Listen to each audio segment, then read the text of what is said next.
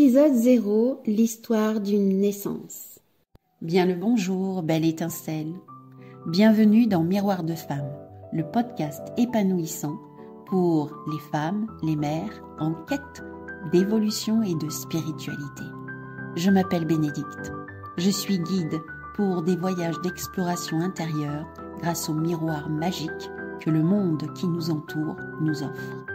Je m'adresse à toi, belle femme, en recherche d'équilibre entre ton rôle de femme et de mère, toi qui désires être à l'écoute de tes véritables besoins, avec cette volonté d'y répondre en toute légitimité et sans culpabilité.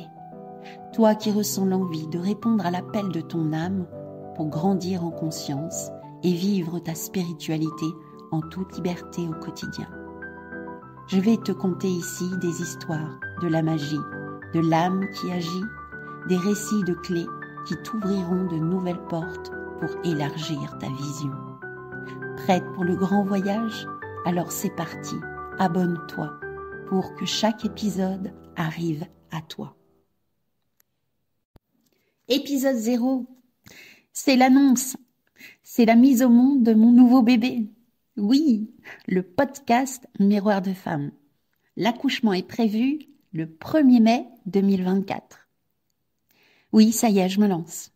J'ai tant de choses à te raconter. Je suis si heureuse de pouvoir partager avec toi mes conscientisations, pouvoir témoigner de mes apprentissages, des enseignements que ma vie de maman, d'entrepreneuse et de femme spirituelle m'ont permis.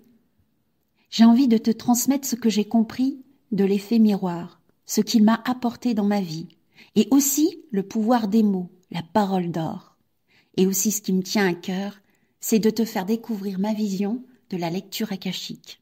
Ce réceptacle d'énergie, de vibration, d'amour qui est là pour m'aider, mais qui me permet aussi d'accompagner bien des femmes pour du bon et du beau.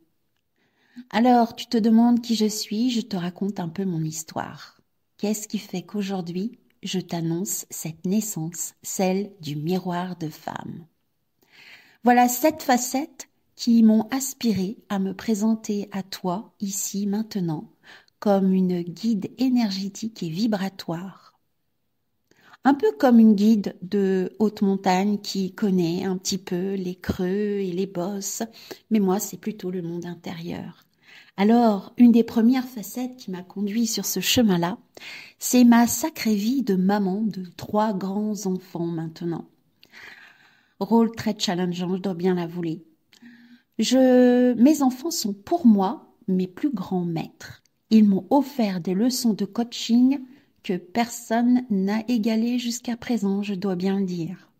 La deuxième facette, c'est mon profil d'entrepreneuse multicasquette. J'ai créé des activités, entre autres ateliers d'art plastique. J'ai aussi créé une entreprise de fabrication de supports de communication visuelle. J'ai fait de la création artisanale, j'ai créé un spectacle et bien entendu, rentre là-dedans le rôle de mère au foyer. J'aime être ma propre patronne. J'ai besoin d'une certaine liberté. Une troisième facette, c'est l'évolution de ma vie, la transformation. En 2016, c'était une année très complexe. Beaucoup de domaines de ma vie s'effondraient et en décembre de cette année-là, je me suis dit, il y a un truc en moi qui vibre pas bien. Si je ne change pas les choses, je vais tomber gravement malade. J'avais eu l'écho d'une naturopathe et j'ai été la voir, une petite Italienne qui m'a dit, toi, tu vas faire le Reiki. Waouh, qu'est-ce que c'est que cette bête? Et ben c'est comme ça que je suis rentrée dans le monde énergétique, que j'ai découvert une autre façon de voir la vie, pour pouvoir régler ma station sur ce que je désire. Alors bien sûr, c'est de l'entraînement. Et voici donc ma 4e facette, ma vie devient spirituelle et introspection.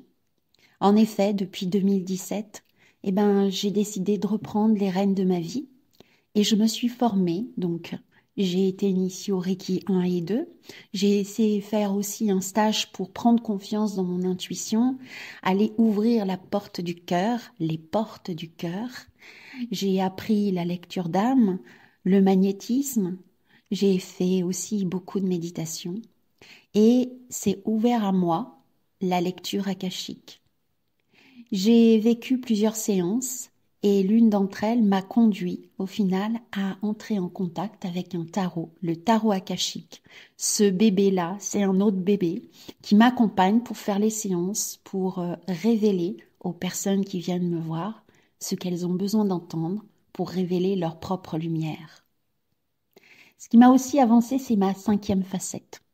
C'est le clown d'introspection, le clown qui réveille, ce clown qui permet d'aller voir toutes mes facettes intérieures, mais de le voir de manière joyeuse, aller voir mes ombres et en jouer. De cette introspection est arrivé un spectacle qui s'est invité au fil du temps. C'est l'oracle de Choucroutine. J'ai aussi une autre clown, c'est Croutine. Alors Choucroutine, c'est un peu la lumière, Croutine, c'est un peu l'ombre. Les deux font la paire. Et j'en arrive maintenant à la 6e facette, le pouvoir des mots. Avant, je me définissais comme la fille, je suis en retard, je suis en retard. Et puis avec le clown, c'est je suis en retard. Et puis au fil du temps, je me suis dit, est-ce que j'ai encore envie de me coller cette étiquette? Et la phrase, la belle phrase qui est arrivée, c'est je suis celle qui arrive au bon moment. Elle m'a permis de transmuter cette peur de ne pas arriver au bon moment, d'être en retard, d'être dans le stress.